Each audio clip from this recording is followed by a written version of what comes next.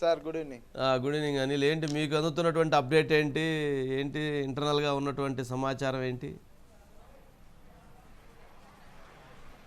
సీట్ల సర్దుబాటు పైన సీరియస్ కసరత్తే జరుగుతూ ఉంది. అంటే తుది దశకి మోడీ సభ జరిగే ముందుగానే ఈ సీట్లు మొత్తం ఫైనలైజ్ అవ్వాలి. ఆ రోజు అభ్యర్థుల మొత్తాన్ని కూడా పరిచయ వేదికగా ఆ సభా వేదిక ద్వారా చేయాలనే ఒక ఆలోచనలో కూడా వస్తూ ఉన్నారు.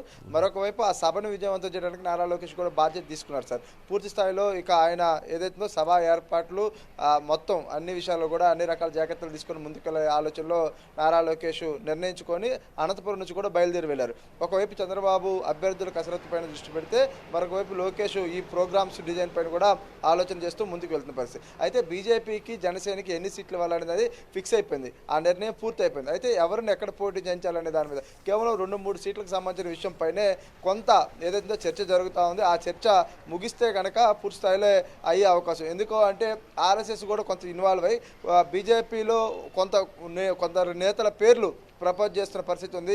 ఆ నేతల పట్ల ప్రజల్లో ఉండేటటువంటి అభిప్రాయాలు కావచ్చు, వాళ్ళకున్న ఇతర అంశాలు, ప్రతికూల అంశాలు అన్నింటినీ బేరుజు వేసుకొని ముందుకు వెళ్ళే ఆలోచనలో ఇప్పుడు కూటమి చర్చలు జరుపుతూ ఉంది. ఎందుకంటే సీట్ల సర్దుబాటు అనేది చాలా కీలకం. సంఖ్యపరంగా ఒక నిర్ణయానికి అయితే రాగలిగారు, కానీ ఎక్కడ ఎవరిని బరిలో నిలపాలనే అంశంలో 2-3 సీట్ల స్థానాలకు సంబంధించి జరుగుతున్న ఈ అంశాలపైనే కొంత ఎక్కువగా లోతైన చర్చ జరుగుతూ ఉంది.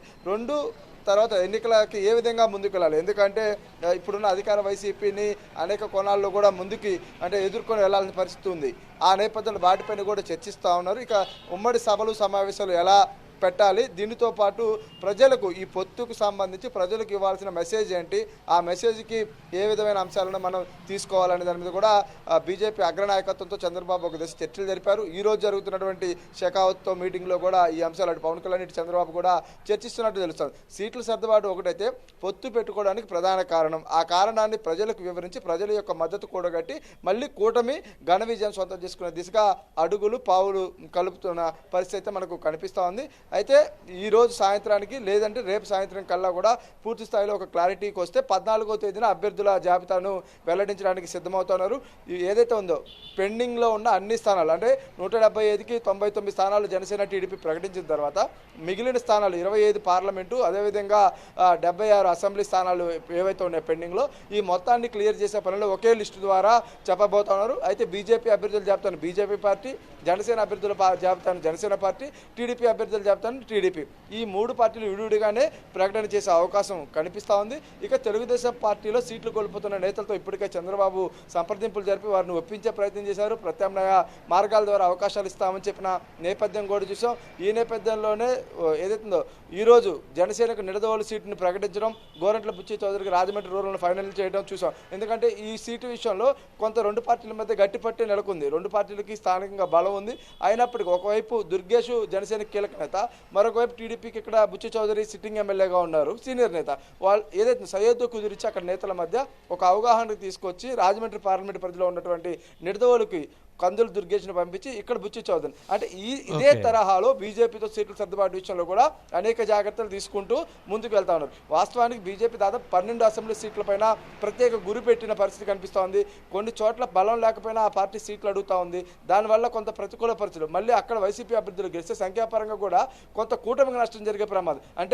ఎన్ని సీట్లలో పోటీ చేశామనే దానికంటే కూడా ఎన్ని స్థానాలు మనం కైవసం చేసుకొని సుస్థిర ప్రభుత్వాన్ని ప్రజలకు ముందుకి బలంగా వెళ్ళడానికి ఆలోచన చేస్తున్నట్లు కూడా కూటమి నుంచి కనిపిస్తోంది. సీట్ల సంఖ్య కూటమిలో జనసేన బీజేపీకి సంబంధించి 30 అసెంబ్లీ స్థానాలు, 8 పార్లమెంట్ స్థానాలు ఇవ్వడానికి నిర్ణయించుకున్నారు. ఆ సంఖ్య ఖరారైన నేపథ్యంలో కూడా ఇక ఈ స్థానాలకు సంబంధించి ఎవరు ఎక్కడ పోటీ చేయాలనేదే కొంత ఏదైతుందో చర్చ జరుగుతోంది. అది కూడా ఈరోజు సాయంత్రమా లేకపోతే రేపు మధ్యాహ్నానికి ఫైనలైజ్ అయ్యే అవకాశాలు కనిపిస్తూ ఉన్నాయి సార్. ఎందుకంటే బీజేపీ అగ్రనాయకత్వం ఒక లిస్టు ప్రిపేర్ చేసుకొని పంపించింది.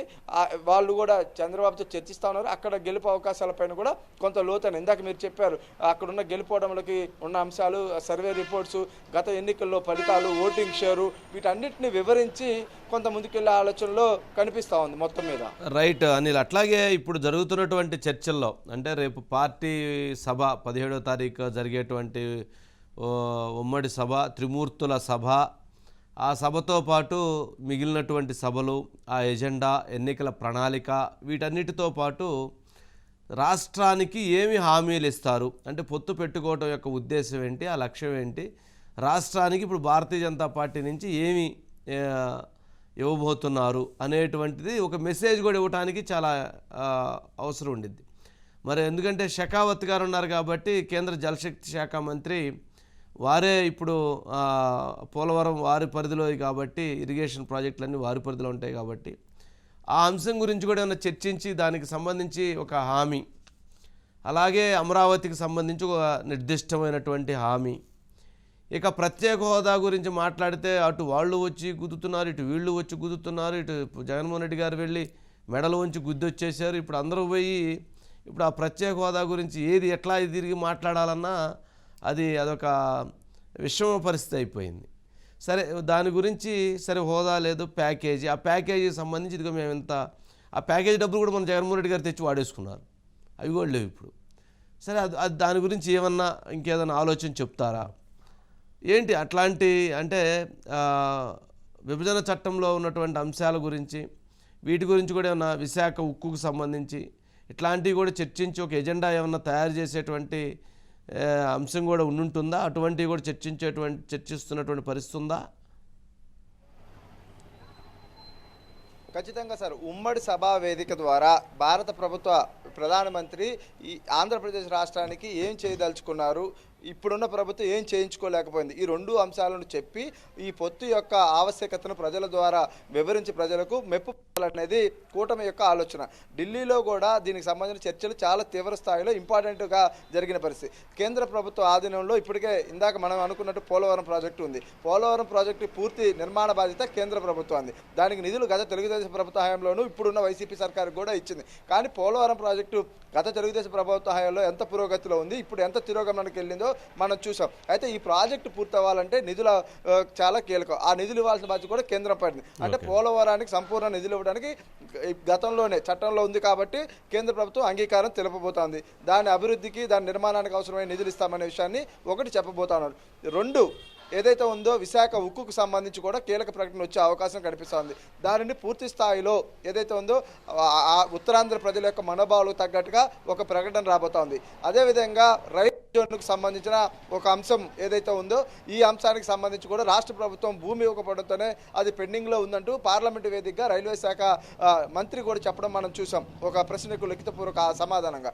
దానికి సంబంధించి రాష్ట్ర ప్రభుత్వ వైఫల్యాన్ని అక్కడ ఏదైతుందో విశాఖ జోను ఉత్తరాంధ్ర ప్రజల యొక్క కలగా ఉంటుంది, దాని యొక్క డిమాండ్, దాని యొక్క ఆవశ్యకత ఆ ప్రాంతానికి ఉంది కాబట్టి దాని విషయంలో కూడా ఒక నిర్ణయం. ఇక ప్రత్యేక హోదా ప్యాకేజ్, హోదా ఇవ్వలేకపోవడానికి కారణాలు గతంలోనే భారత ప్రభుత్వం బీజేపీ నాయకత్వం చెప్పడం జరిగింది. తర్వాత చంద్రబాబు ప్యాకేజీకి అంగీకరించి ముందుకెళ్ళడం, ఇప్పుడున్న ప్రభుత్వం ఆ ప్యాకేజీ నిధులను వాడుకోవడం కూడా చూసాం. అంటే ప్రత్యేక హోదా అనే అంశం సెంటిమెంట్గా రాజకీయంగా వాడుకోవాలని చూస్తున్నారు తప్ప అది అమలయ్యే పరిస్థితి లేదు. కానీ దానికంటే గొప్పగా అవసరమైనటువంటిది రాజధాని నిర్మాణం. రాజధాని శంకుస్థాపన ప్రధానమంత్రి నరేంద్ర మోడీ చేతుల మీదుగా జరిగింది. బీజేపీ కూడా దానికి మద్దతు తెలిపింది.